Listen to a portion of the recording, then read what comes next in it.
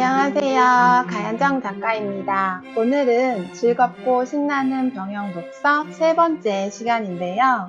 오늘 함께 할 내용은 이별이 오늘 만나자고 한다 라는 시집인데요. 장르로 치면 문학 장르에서 시편에 해당되는 그런 시간이에요.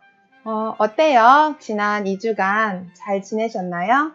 우리가 2주마다 한 번 보고 한 달에 2번 정도 만나뵙게 되어서 그동안 잘 지내셨는지 소식이 궁금하기도 하는데요.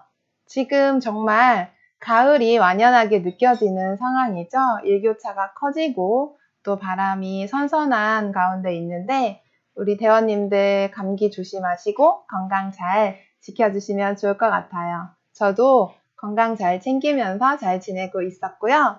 오늘은 또 특별히 시를 함께 나누니까요. 올 이제 가을에 가장 어울리는 장르이기도 하죠. 그래서 가을에는 시 한 편씩 나누고 또 시를 좀 써보는 그런 시간도 가지면 좋을 것 같아요.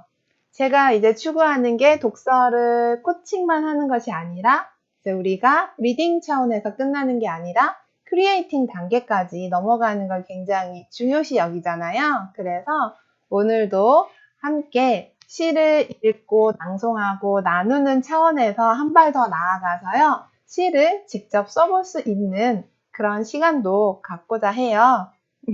아니, 시인도 아닌데 시 쓰기 너무 어렵지 않나요? 라고 걱정하지 마시고요. 제가 누구나 시인이 되는 그런 아주 쉬운 방법을 알려드릴게요. 그래서 그 공식을 보면서 시 쓰기 공식이라고 제가 만들어낸 게 있거든요. 그걸 함께 보면서 하면 훨씬 쉬울 것 같아요.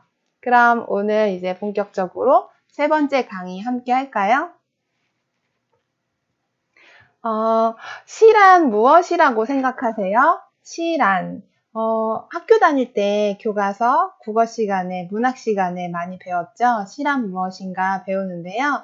시라는 것은 딱 떠오르면 학교 다닐 때 생각을 한번 떠올려 보세요. 자유로운 형식을 갖는 자유시, 그리고 또 형식이 정해져 있는 정형시, 이렇게 나눈다. 뭐 이런 이야기도 있을 것 같고, 또 그런 감성을 나타내는 그런 감성을 잘 표현하는 시, 서정시에 대해서도 배웠고, 서사시, 뭔가 스토리가 있고 주제가 있는 그런 서사시에 대해서도 배워본 적이 있을 것 같아요. 기억이 좀 새록새록 나시나요? 그래서 우리가 특히 고등학교 때는 시에 대해서 너무 어렵게 공부하기도 하죠. 뭐 시적 화자가 누구냐 찾고 또 시 속에 등장하는 단어들이 무엇을 찾는지 알아보는 게 되게 중요했잖아요. 지금 보면 또 고시조와 현대시조, 또 오늘날에 있는 그런 시 양식이 아니라 과거에 우리 조상님들이 썼던 그런 시에 대해서 배우기도 했죠. 한번 기억을 잠깐 떠올려 볼까요? 너무 공부 시간 같이 느껴지시나요? 시에 대해서 한번 떠올려 봤고 수업 시간에 배웠던 걸 했고요. 그 다음에는 오늘날 제가 시에 대해서 좀 쉽게 생각하기 위해서 가져온 시 한 편이 있어요. 한번 화면에 보이는 시를 함께 읽어보실까요? 어디 갔어? 딱 4글자로 이루어진 시인데요. 이 시를 쓰신 시인님은 굉장히 유명하시고 인기가 있으신 분인데 우리 대원님들 아시는 분들도 많이 있을 것 같아요. 왜냐하면 젊은 층들에게 굉장히 인기가 있던 그런 하상욱 시인님의 시 속에서 제가 가져왔거든요. 그래서 이게 시 한 편이에요. 믿어지시나요?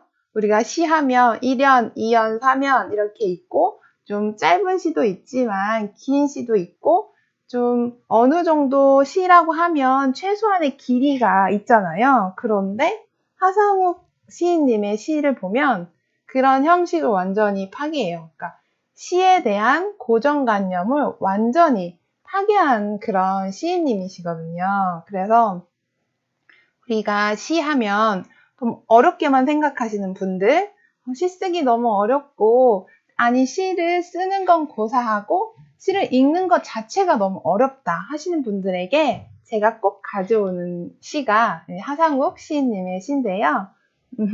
이 시는 정말 네 글자로만 이루어졌어요. 어디 갔어?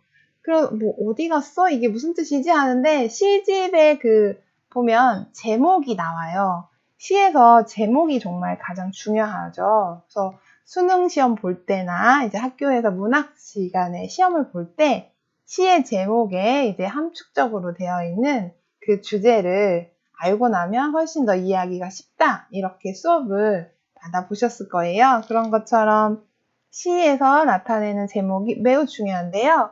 하상욱 시인님의 이 시는 제목이 바로 월급입니다. 월급. 그러니까 월급이라는 시 제목을 생각한 다음에 어디 갔어? 라는 본문이 되게 많은 독자들의 공감을 이제 받은 거죠. 사실 이제 학교를 졸업하고 이제 사회에 나가서 취업을 하고 직장인이 될 때 굉장히 기대감이 있죠. 지금 아들도 제게 외동 아들이 있는데요. 아들이 이제 다음 달부터 취업을 해요. 취업을 해서 직장인의 발을 들어서는 거죠. 그런데 와 너무 월급 받으면 뭘 하지? 한 달 이제 받을 월급을 생각하면서 굉장히 기대감이 있죠. 뭐도 사야 되고 또 돈을 모아서 뭘 할 것이고 굉장히 부푼 꿈 그렇게 희망찬 계획을 짜고 있는데요.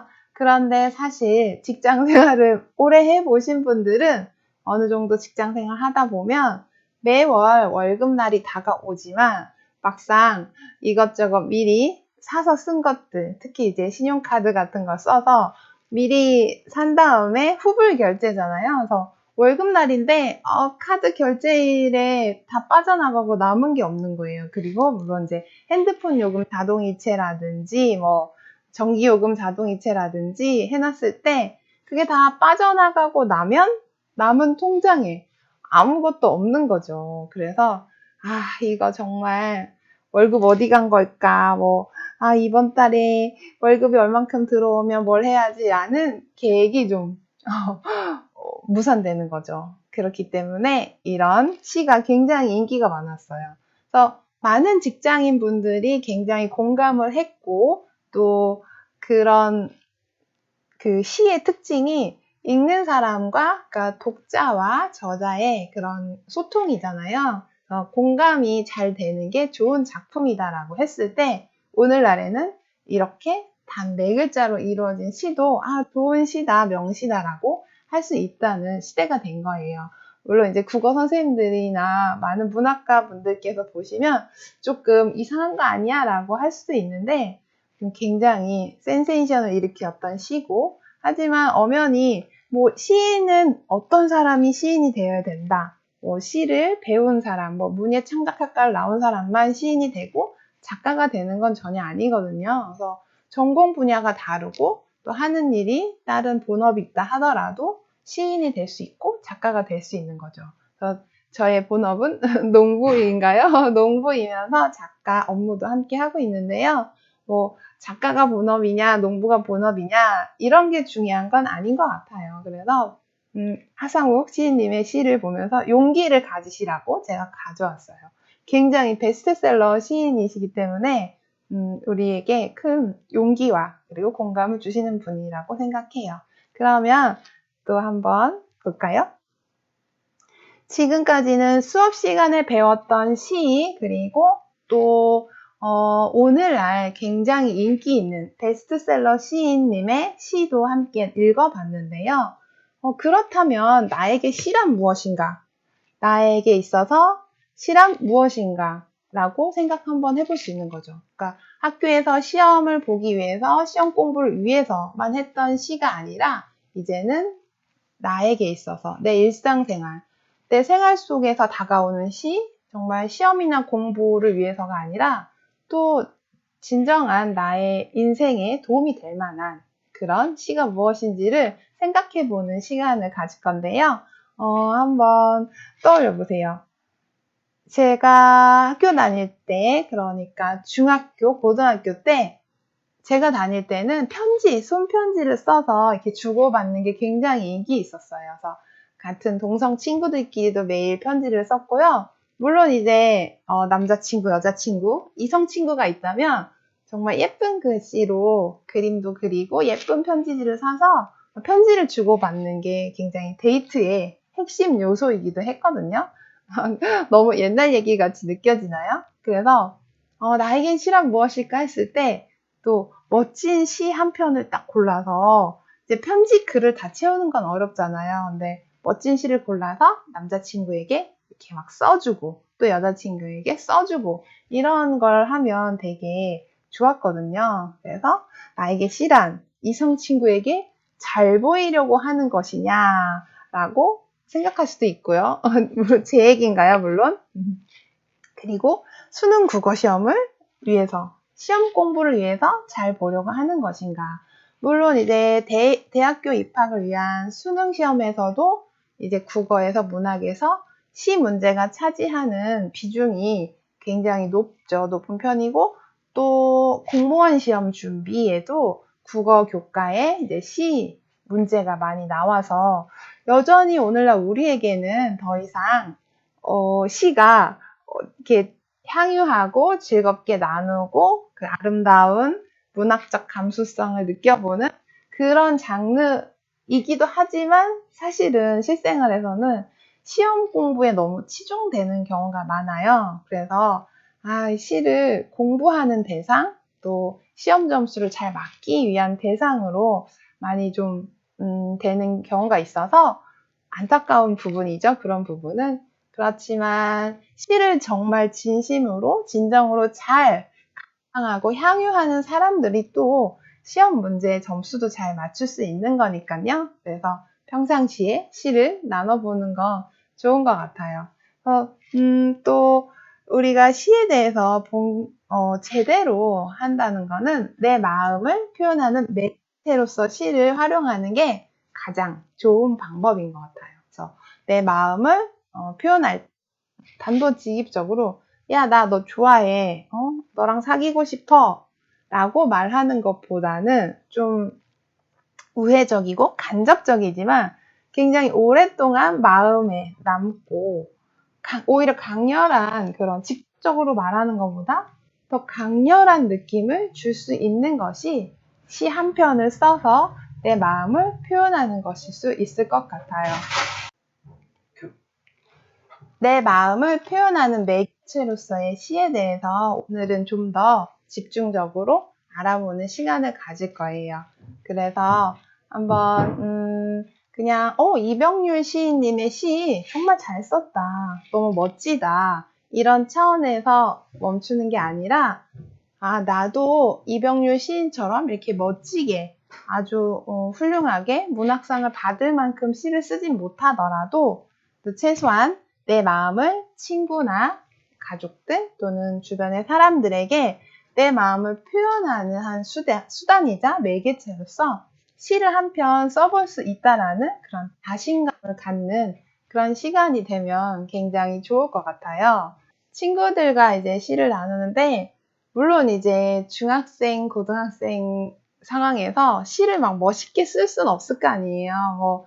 그때는 학교에서도 선생님께서 자신은 내 마음을 표현하는 매개체니까 한번 내 마음을 표현하기 위해서 써볼까 한 편? 이런 시간이 거의 없죠. 없고, 이제 유명한 시를 배우고 또 암기하는데 시간이 많이 할애되기 때문에 직접 써볼 기회는 없어요. 그 대신에 유명한 시인님 또 특히 이제 사랑을 주제로 한 시가 많죠. 우정을 주제로 한 시를 그 중에서 골라서 이제 친구한테 써주면 와 이런 시도 있었어 막 이렇게 할 때 되게 기쁨을 느끼고 또 막 자랑스럽고 했던 기억이 나요. 그래서 제가 친구들하고 시 나누었던 그런 편지가 한 대학생 때쯤 가서 보니까 그 편지 함에 한 300통, 400통 정도 있었던 것 같아요. 그러니까 한 3, 400편 정도의 시를 다 썼던 건 아닌 것 같고 편지 속에 시를 쓴 날이 매번 있었던 건 아니니까 한 100편 정도는 그래도 친구들하고 나누었던 기억이 나요.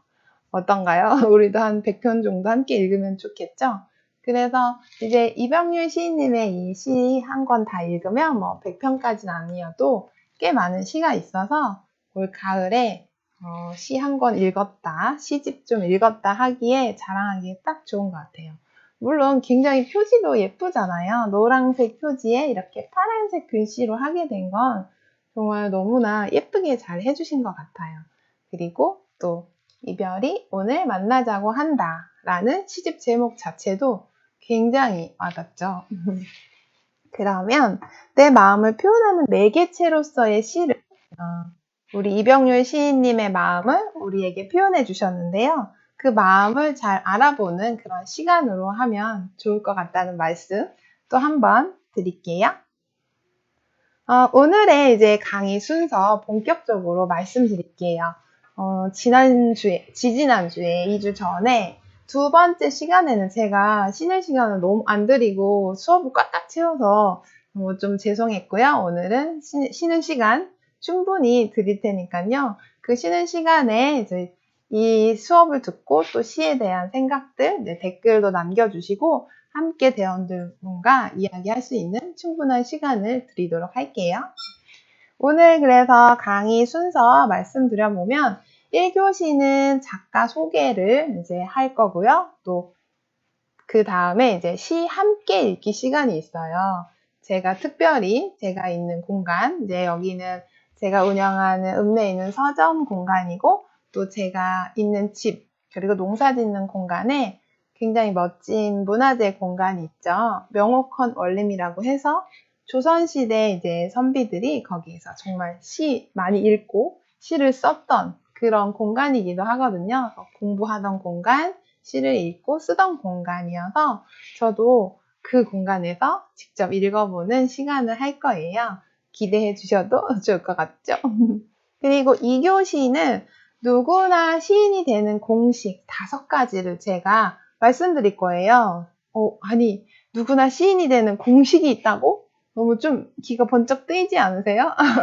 아닌가요? 별로 시인 되고 싶지 않아요 라고 말씀하실 수도 있죠. 그런데 정말 시라는 것이 누구에게 보여주기 위해서라기보다는 내 마음을 좀 표현하고 싶을 때, 그러니까 내 마음이 좀 답답할 때도 있고 내 마음이 엄청 기쁘고 활기찰 때도 있잖아요.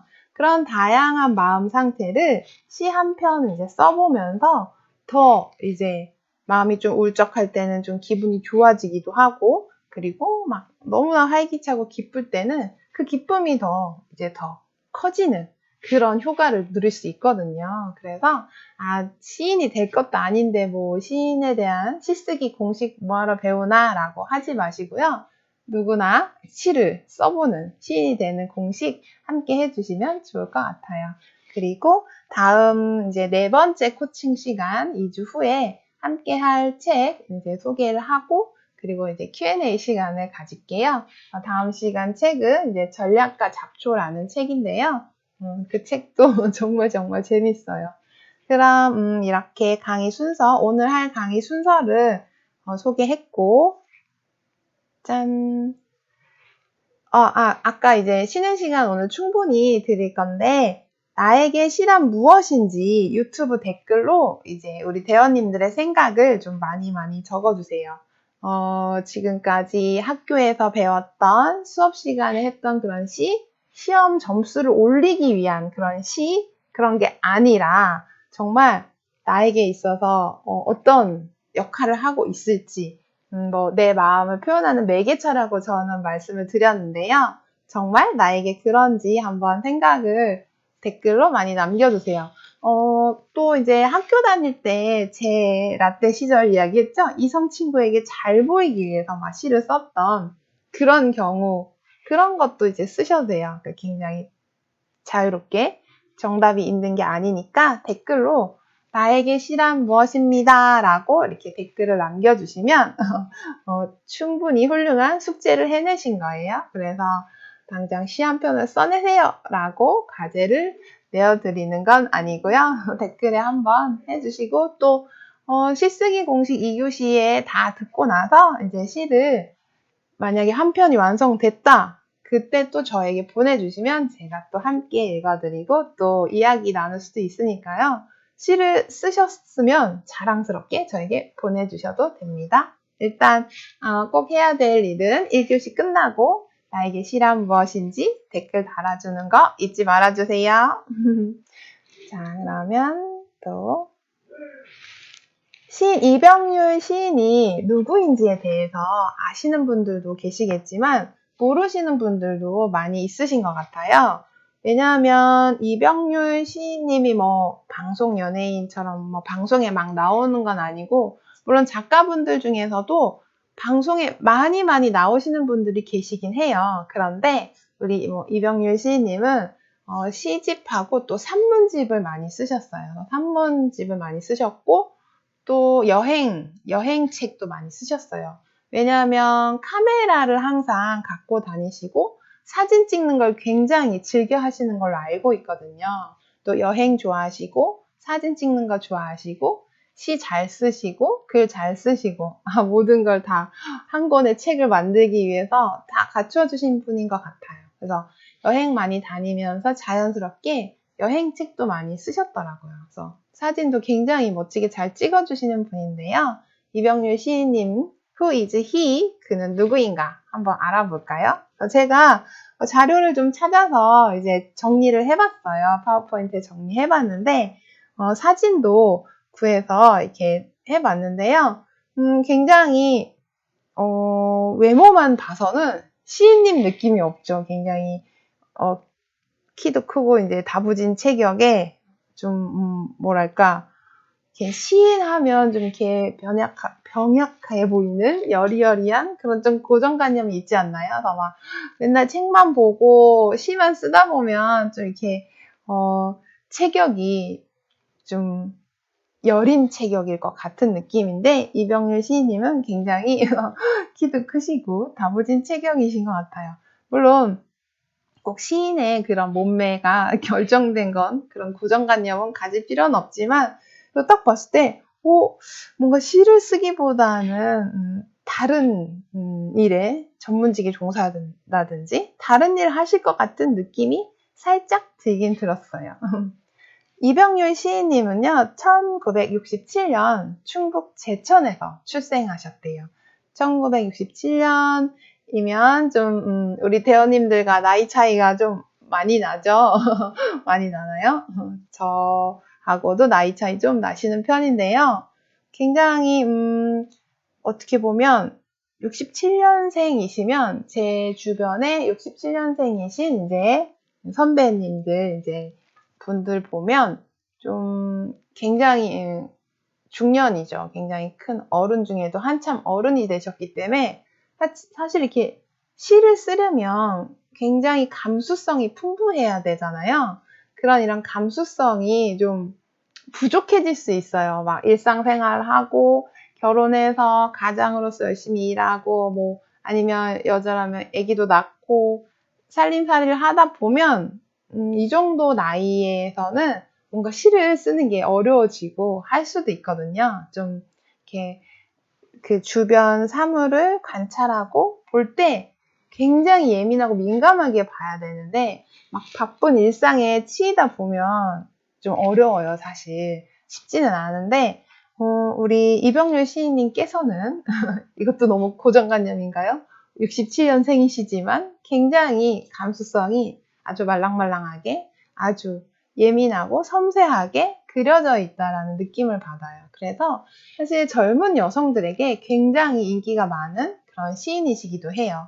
대원님들도 좀 이병률 시인님의 시를 좀 읽고 써보고 하면 또 여자친구분들에게 또 여자친구가 될 후보님들에게 인기가 있고 점수를 좀 따지 않을까 생각이 듭니다.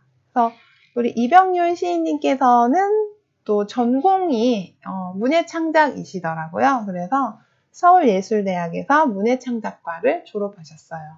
그리고 신춘문예 1995년 한국일보 신춘문예를 이제 당선이 되셔서 그 전에부터 이제 물론 계속 시를 쓰셨겠지만 신춘문예에 딱 당선한다는 거는 이제 작가들에게는 굉장히 큰 이제 커다란 상이죠. 그래서 본격적으로 이제 알려지게 되는 계기가 신춘문예를 통해서 많이 되거든요. 그래서 95년도에 굉장히 어떻게 보면 20대 후반? 그때 나이에 시로 문예상을 받았으니까 좀 실력이 딱 입증된, 전문가들에게 입증된 시인이시기도 하죠.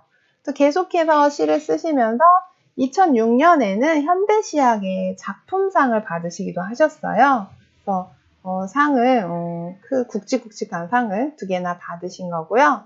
물론 이제 상을 받기 위해서 이제 시를 쓰거나 작품 활동을 하시진 않아요. 작가님들 대부분. 그래서 좀 상관을 좀 초연하게 사셨은 것 같은데 그래도 이제 상을 받으셨어요.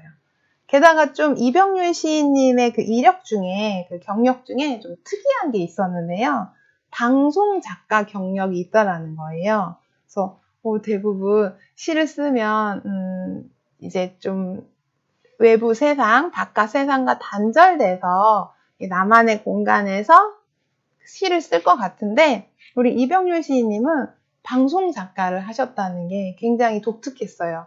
왜냐하면 방송은 정말 세상과의 그 접점에 있는 게 방송 분야잖아요. 그런데 이렇게 방송을 통해서 이제 글을 계속 쓰셨다는 점이 되게 특이했는데, 물론 이제 방송은 시인님과 어울리는 방송 같아요. 그래서 MBC 방송국의 이소라의 음악도시라는 이소라 가수님의 그 방송, 음악 방송인데, 거기에서 이제 우리 라디오 듣다 보면 이제 진행자 DJ께서 막 이야기를 하잖아요. 뭐 오늘 날씨는 어떻고, 뭐 오늘 이랬고, 뭐 이런저런 멘트를 하는 게 사실은 방송 작가님들이 다 써주시는 거거든요. 되게 유명한 가수나 탤런트, 영화배우, 연예인들이 이제 진행을 맡지만 사실 그 연예인들 입을 통해서 나오는 그런 멋진 문장들, 멋진 단어들 있잖아요. 사실 뒤에서 작가님들이 다 써주시는 거거든요. 물론 이제 진행자님의 그런 생각과 그런 문장도 포함될 수도 있지만 대부분 중요한 핵심 문장들은 작가님들이 써주세요. 근데 우리 이병률 작가님께서 그 부분을 담당하셨던 거죠. 그래서 굉장히 아름다운 음악과 어울리는 멋진 문장들 많이 써주신 것 같아요. 그래서 저도 이 방송을 좀 들어본 적이 있는데요. 역시 어쩐지 저는 이소라 가수님이 굉장히 감수성이 있다 하셨는데 이병률 시인님께서 작가로 작품을 해주셨던 거더라고요. 이병률 시인님이 이제 경력이 이제 꽤 되시잖아요. 그래서 시와 그리고 여러 가지 아까 말씀드렸던 뭐 산문집이나 또 여행책들 많이 내셔서 굉장히 많은 작품들이 있어요. 그래서 뭐 대표적인 시집으로는 뭐 당신은 어딘가로 가려 한다, 바람의 사생활, 눈사람 여관, 바다는 잘 있습니다, 찰란. 좀 제목부터 좀 남다른 것 같아요. 꼭 읽어보고 싶은 그런 제목의 시들이 많고 또 여행 산문집, 아까 이제 시인이시면서 방송 작가이시면서 사진 작가님이시면서 이제 여행 작가까지 정말 다양한 이런 타이틀을 갖고 계신데요. 여행 산문집으로는 끌림, 바람이 분다, 당신이 좋다. 이 책 정말 많이 인기 있었어요. 바람이 분다, 당신이 좋다. 정말 멋있죠? 그리고 내 옆에 있는 사람. 내 옆에 있는 사람이라는 책은 사실은 좀 책 내용이 어두운 내용도 좀 있고 처음에 시인께서 정한 그 제목은 좀 약간 어두운 제목이었대요. 그런데 이제 다시 바꿔서 많은 사람들이 힘들고 위로가 필요한 상황에서 이런 책 제목까지 어둡고 힘들 필요가 있을까라고 해서 이제 원래는 내 옆에 없는 사람 막 이렇게 하려다가 내 옆에 있는 사람으로 이제 바꾸셔서 또 굉장히 인기가 많았던 책이죠. 혼자가 혼자에게라는 산문집도 정말 제목이 정말 좋죠. 오늘날 현대인들이 고독해지고 나 혼자만 있는 것 같고 라는 그런 느낌이 있는데 이렇게 혼자가 혼자에게 전해주는 그런 메시지들을 생각해보면 정말 깊은 위로가 되고 그럴 것 같아요. 그런 부분을 좀 생각해보면서 우리 이병률 시인님의 시를 오늘 함께 읽도록 하겠습니다. 자, 시인의 말 부분은 이제 이 시집을 이제 우리 대원님들은 이제 실물로 못 보시고 전자책으로 함께 보셨잖아요. 그래서 전자책으로 보셔서 이 책의 이런 질감이라든지 좀 시집이니까 얇지만 또 그렇게 또 얇은 건 아니에요. 그래서 책등이랑 한번 보여드릴게요. 뒷표지도 이렇게 예쁘게. 그러니까 노란색하고 이렇게 파란색이 정말 잘 어울리는 것 같아요. 그래서 문학동네 시인선 145편으로 이제 출간이 된 건데요. 네, 문학동네 시집 이 디자인이 그 책 디자인이죠. 북 디자인이 굉장히 아주 간결하고 예쁜 것 같더라고요.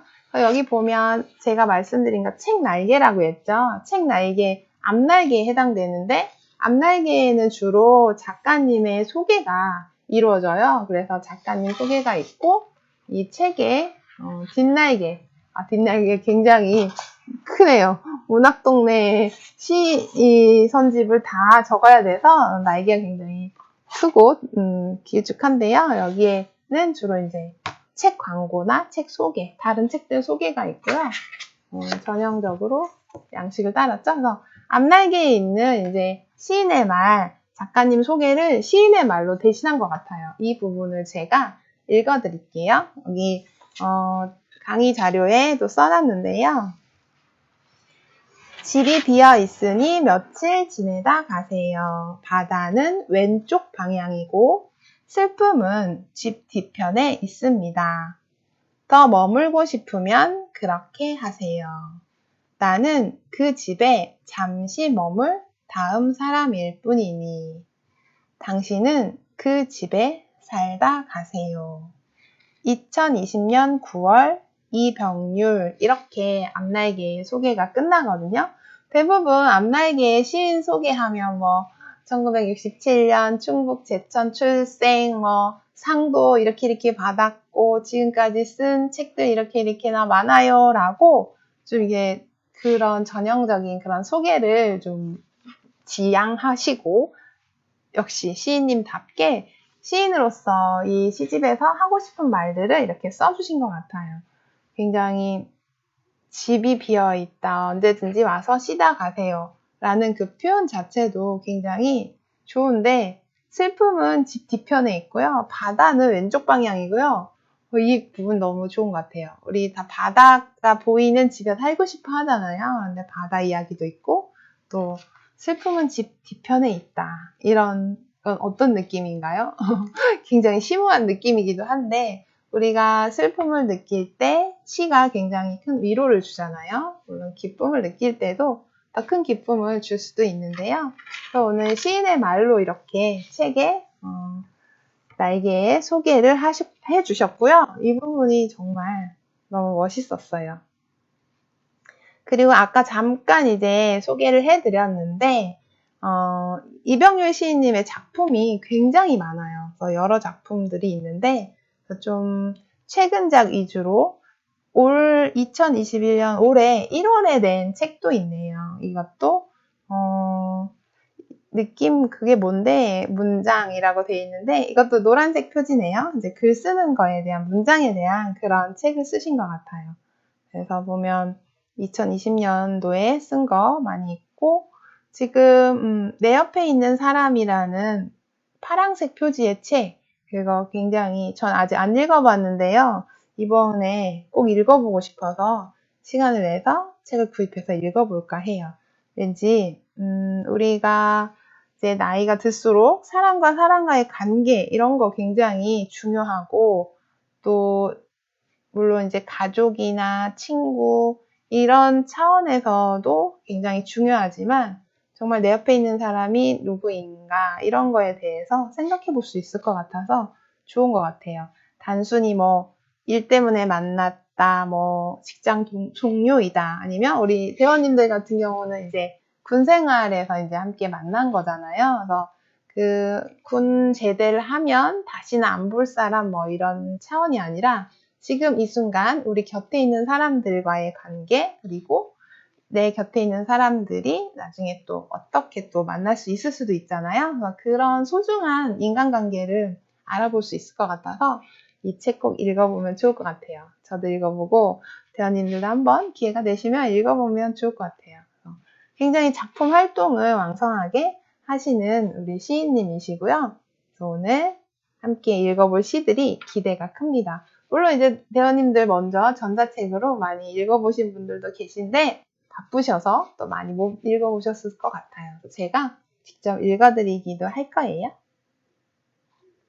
오늘의 코칭 도서 소개, 지금까지 계속 말씀해드리긴 했지만, 정말 이병률 시인님이 이제 슬픔, 이제 이별, 여기 슬픔에 관한 내용도 많이 있는데, 이별이라는 키워드를 했잖아요. 근데 이별에 대해서 흔히 일반 사람들은 이별하면 피하고 싶은 것, 너무나 슬픈 것, 경험하고 싶지 않은 것이라고 생각할 수도 있잖아요. 그런데 시인님은 좀 다르게 접근한 거예요.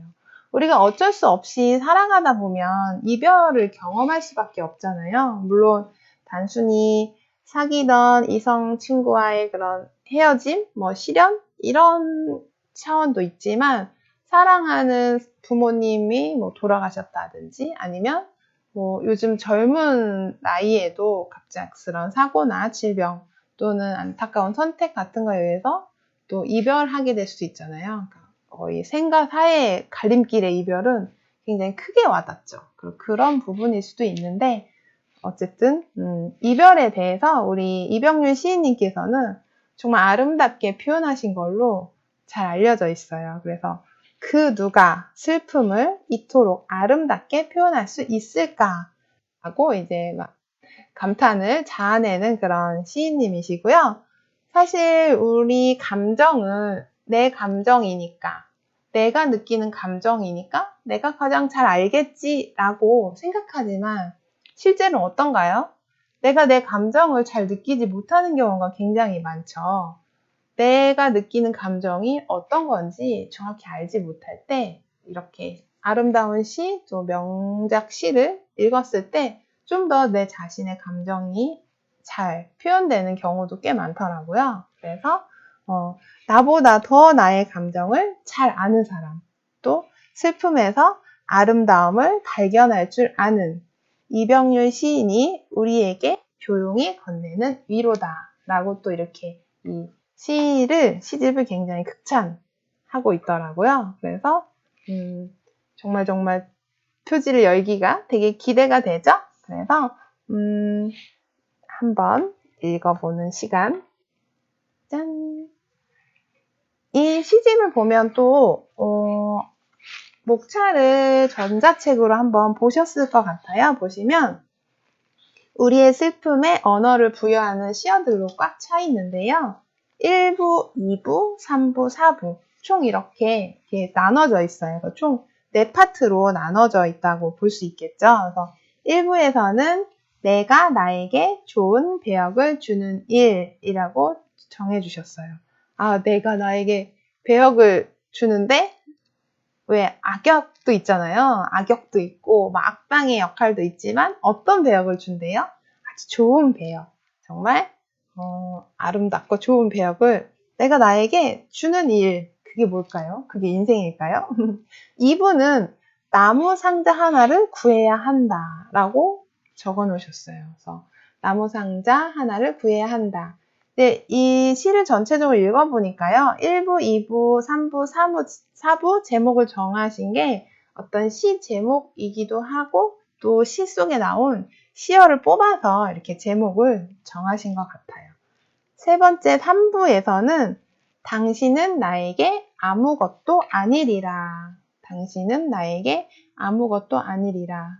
이거 이제 시어를 뽑아서 지으신 것 같은데요. 뭔가 느낌이 있어 보이죠?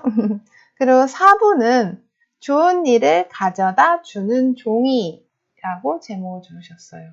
좋은 일을 가져다 주는 종이 어떤 게 있을까요? 합격 증서? 아니면 로또 복권? 그건 아니죠? 아니 그럴 수도 있죠. 어떤 것이든지 좋은 일을 가져다 주는 종이라는 게 존재하잖아요. 근데 역시 시인님께서는 우리는 합격증, 당첨된 복권, 표 이런 게 아니라 종이인데 좋은 일을 가져다 주는 종이다 라는 이 표현을 쓰셨어요. 정말 시인님다우시네요. 그래서 또 어떻게 보면 그냥 하찮은 종이 한 조각일지라도 그 종이에 내가 무슨 문장을 쓰고 무슨 말을 쓰느냐에 따라 좋은 일을 가져다 주는 종이가 될 수도 있잖아요. 그런 것도 한번 생각해 볼 수 있고요. 그러면 이제 지금부터는 제가 1부에서 한 4편 정도의 시를 뽑아서 낭송을 해드릴 거예요. 낭송을 해드릴 건데, 제가 좀, 좀 떨리기도 하네요. 왜냐면 시 낭송을 전문으로 하시는 분들은 목소리가 굉장히 좋고 정말 아름다우시고 낭낭하신데, 저는 그냥, 그렇게 시 낭송하시는 분들처럼 아리따운 목소리가 아니라서 좀 죄송하기도 해요. 그래서 제가 이제 시를 읽을 공간이 명옥헌이라는 공간이에요. 명옥헌 원림이라는. 그래서 원림이라는 뜻은 정원이란 뜻이거든요. 영어로 말하면 garden인데요.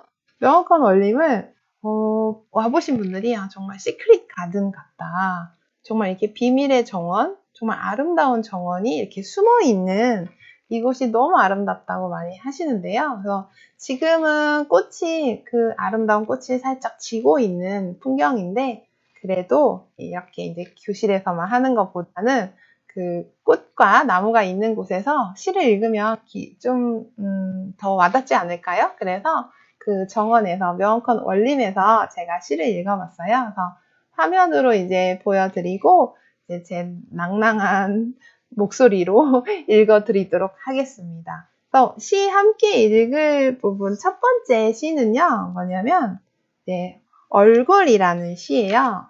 22페이지에 이제 나와 있는 시인데요. 얼굴이라는 제목의 시고요. 제가 읽어보도록 하겠습니다. 얼굴.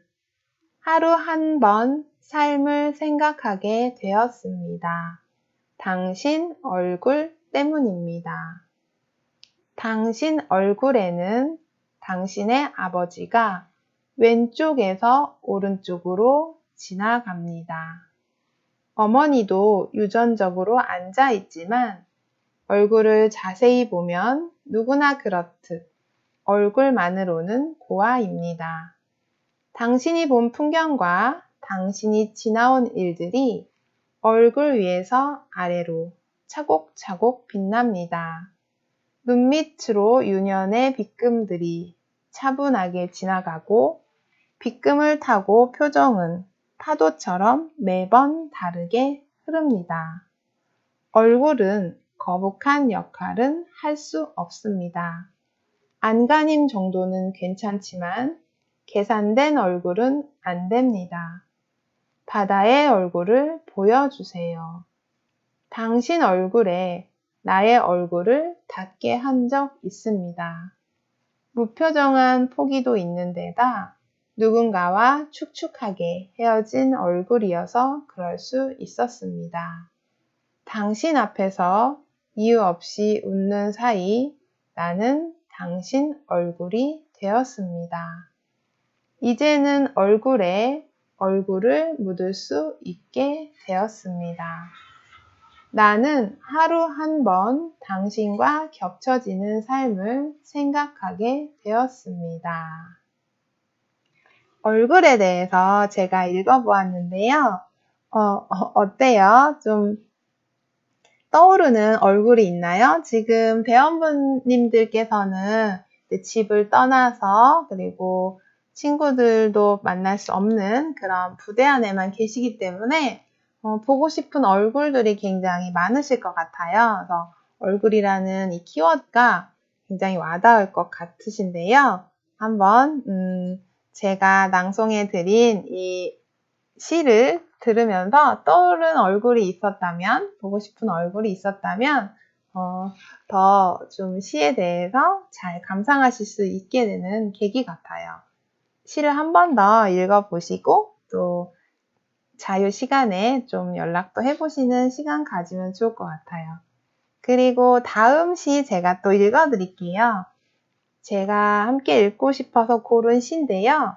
26페이지에 방향의 감각이라는 시예요. 그래서 26페이지 방향의 감각 시 함께 읽어봐 드릴게요. 방향의 감각. 어느 서점 책장 안쪽에서 마주친 오래된 마른 걸레. 까만 먼지를 몸에 감고 마르다 못해 뒤틀려 뒹굴고 있는 그것은 누가 하다가 그만둔 일일까?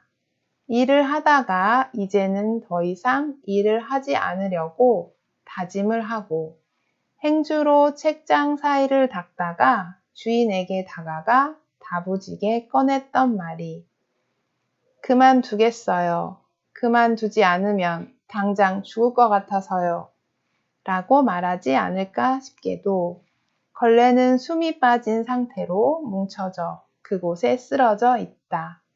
돌아올게요. 언제인지 모르겠지만 이라고 말했는지도 모른다. 그리고 돌아오지 않았는지도 모른다. 나는 그것의 위치를 누구에게도 말하지 않고 다시 책으로 엄중히 가려놓았다. 내가 잘 떠나는지 지켜봐 주세요. 하고 걸레에게 말했는지도 모르겠다. 책 뒤에 구겨진 걸레는 먼 세계에서 날아온 공일지도 모르며 어떤 명령일지도 모른다는 추측만이 가능했다. 아무래도 걸레를 다시 꺼내 나라도 몰래 들고 오는 게 낫지 않을까 생각하는데 창문으로 들어오는 거침없는 빗줄기가 감옥을 파고드는 그 빛만 같아서 흠칫 놀라고 말았다. 어때요? 시가 공간이 서점이라는 공간이 딱 떠올라서 딱 1연에서 보이죠. 그래서 사실은 제가 또 서점 주인이지않아요. 그래서 서점이라는 공간을 소재로 한 시라서 너무 딱 와닿은 거예요. 그리고 그런데 역시 시인님은 남다르시죠? 그 서점 책장 안쪽에 이제 오래된 마른 걸레, 그러니까 걸레질을 하다가 그냥 걸레를 거기에 방치해 둔 거죠. 그럼 걸레가 바짝 말라가지고 정말 뒤틀려서 뒹굴고 있었다 했는데 그 걸레 하나를 보고 이렇게 시를 쓸 수 있다는 건 정말 대단하신 것 같아요. 그래서 어떤 사물을 관찰해서 그거에 대한 내 마음을 투사하는 거죠. 이런 시를 쓰는 거 굉장히 대단해 보이지만 또 우리도 일상에서 한번 해볼 수 있다고 생각하거든요. 2교시 기대해 주세요. 그러면 또 제가 또 재미있어서 함께 나누고 싶은 시 읽어드릴게요. 30페이지거든요. 30페이지에 서로라는 시예요. 제가 읽어볼게요. 30페이지 서로. 서로. 옥수수 수염 숫자만큼 옥수수 알갱이가 열린다는 사실. 수염 없이는 알알이 옥수수가 맺히지 않는다는 사실. 나에게 관 하나가 꽂힌 것이 저 별로 가라는 신호였듯이 하나 없이는 하나가 올 수 없다는 사실. 네, 이번 시는 좀 짧은 시죠. 앞에 2번 읽었던 시와 달리 굉장히 좀 짧은데요. 제가 또 농부잖아요. 농부로서 옥수수 이제 직접 키워서 이제 수확을 해서 팔기도 하고 제가 맛있게 먹기도 하는데요. 옥수수를 굉장히 좋아해서 서울에 살 때 항상 사 먹었어요. 그런데 시골에 와서 농부가 되니까 옥수수를 직접 길러볼 수 있는 게 참 좋더라고요. 그런데 옥수수를 이제 직접 따서 이제 껍질을 이제 하나씩 벗겨내다 보면 옥수수 수염이 굉장히 많아요. 처음에는 수염 왜 이렇게 많은 거야? 막 귀찮게 생각을 했는데 이 시를 읽어보니 수염을 귀찮게 생각하면 안 되겠네요. 왜냐면 수염 숫자만큼 옥수수 알갱이가 열리니까 그 수염이 없다면 옥수수도 없는 거죠. 그래서 맛있는 옥수수가 가득 맺힐 수 있는 그런 옥수수 수염을 이제는 사랑해야겠다라고 생각을 해봤어요. 그러면 이제 마지막 시, 4번째 시 읽고 이제 오늘 시간을 1교시는 마칠 건데요. 짠! 38페이지에 나와 있는 닮은 사람 하나가 어디 산다는 말이 있다 라는 시를 읽고 읽어보겠어요. 닮은 사람 하나가 어디 산다는 말이 있다. 어서 오세요. 오랜만에 오셨어요. 혼자 어느 음식점에 갔다가 난데없는 인사를 받는다. 나는 이 가게에 처음 온다. 그냥 그러려니 넘어가는데 여행은 잘 다녀왔느냐 묻는다. 아, 그냥 우연이겠지. 인사와 안부 모두가 내가 속하는 집합의 순간들이겠지. 한 번만 더 앞뒤가 맞아버리면 여기를 뛰쳐나갈 것이다. 라고 생각하는데 늘 드시는 걸로 드릴게요. 라고 한다. 나는 수긋하게 그러라고 말한다. 판이 어떻게 돌아가는지 집중해야 한다. 그러나 나온 음식을 맛있게 먹는 바람에 모든 상황을 그대로 받아들이기로 한다. 배우로 사는 것도 좋겠어. 내가 나에게 좋은 배역을 주거나 하는 일. 삶의 통역사로 사는 것도 나쁘지 않겠지. 나의 나를 나에게 잘 설명해 주거나 하는 일. 나는 여기에 자주 올 것이다. 그리고 나를 마주치기 위해 아주 다르게 하고 오기로 한다. 어때요? 이 시가 파트 1의 제목 부분에 해당되는 것 같아요. 나에게 좋은 배역을 주는 일, 또 삶의 통역사로 산다. 이런 표현들 정말 좋은 것 같아요. 식당에 가셨는데, 그러니까 이병률 시인님께서는 자기 자신이 어떤 일상에서 마주친 사물이나 상황들을 그냥 넘기지 않고 이렇게 아름다운 시로 이제 만들어내는 거죠. 물론 그래서 직업이 시인님이신 거죠. 하지만 우리도 이렇게 일상에서 마주친 어떤 사소한 사물이나 순간들을 멋진 시로 한번 써보는 게 굉장히 할 수 있고 또 좋은 일이라는 걸 경험할 수 있으면 좋을 것 같아요. 그래서 오늘 1교시는 이렇게 마치고요. 지금 2교시 하기 전에 쉬는 시간 동안 하실 일들 있죠? 나에게 시란 무엇인지 이제 유튜브 댓글로 생각을 남겨주시면 되고요. 그러면 쉬는 시간 함께 편안하게 쉬시고 2교시 누구나 시인이 되는 공식으로 찾아올게요. 네, 그러면 1교시 고생하셨습니다. 2교시에 만나요.